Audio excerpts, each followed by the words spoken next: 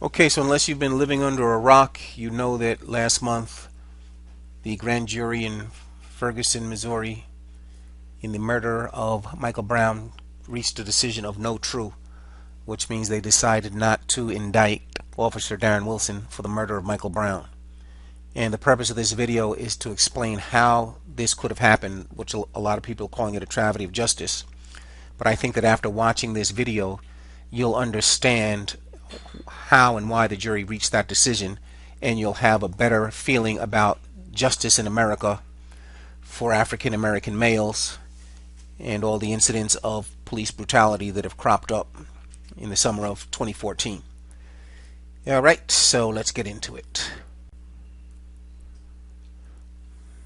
So the first thing you might not know about the case is that no judge presided over the grand jury proceedings.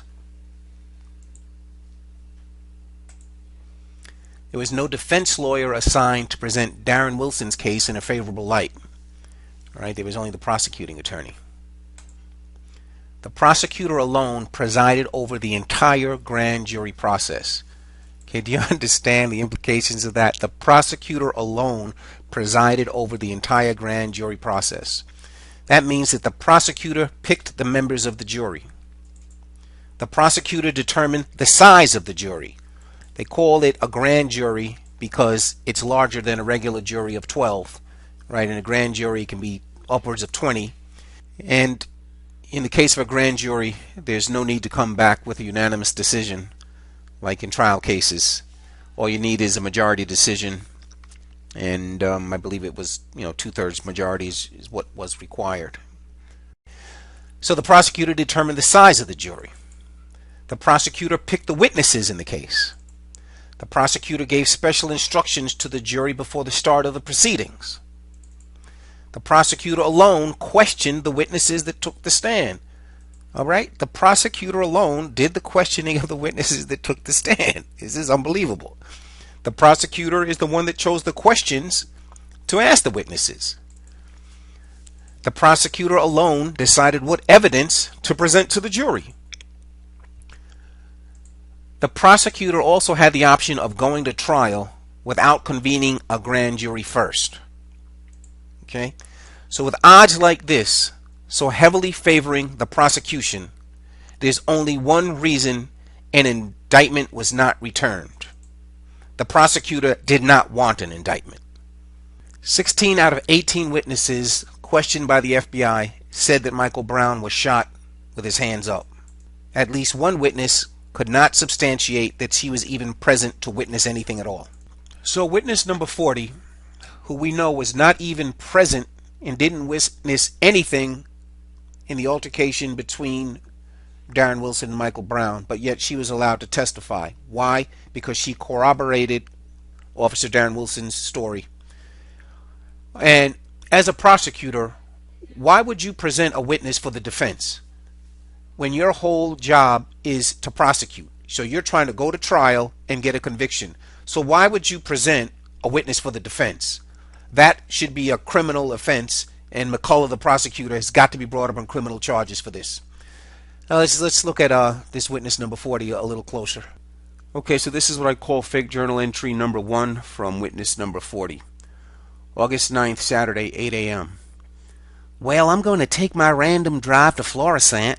Need to understand the black race better so I can stop calling blacks niggers and start calling them people. Like Dad always said, you can't fear or hate an entire race because of what one man did 40 years ago. Yeah, and this lady is not a racist liar. Fake journal entry number 2, 4 p.m. Oh my effing God, it was crazy. Scroll down where she starts to talk about the shooting. The big kid turned around and had his arms out with attitude. The cop just stood there. Dang if that kid didn't start running right at the cop like a football player, head down. I heard 3 bangs, but the big kid wouldn't stop. Yeah. Okay, because that's exactly what you do when a police officer has a gun pointed at you. You tuck your head down and charge him like a football player. Okay, sure. That really happened. So here's some more background information on witness number 40, the star witness for the defense. And because she's the star witness for the defense, again, I ask, why would the prosecutor even call her to take the stand? I mean, should be criminal. Anyway, she was diagnosed bipolar in 1985. She was convicted of check fraud in 1987. She commented in social media on the case for several weeks before she even ever identified herself as a witness to the events. And some of her comments included, "Kill the fucking niggers," and "It was an ape fest." Also, her story completely fell apart under questioning by the FBI, and it's obviously, read the transcripts, that the FBI didn't believe a word of what she was saying. They pointed out to her that her car was not shown in any surveillance video where she said it was parked. Okay, she had no explanation for that. And they pointed out to her that the way she said that she left the area, she could not possibly have left the area that way because that area had been blocked off for over a year. At which point she said, "Oh, well, I don't remember how I left the area."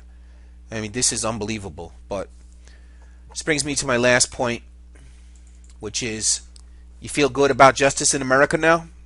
See, I told you would.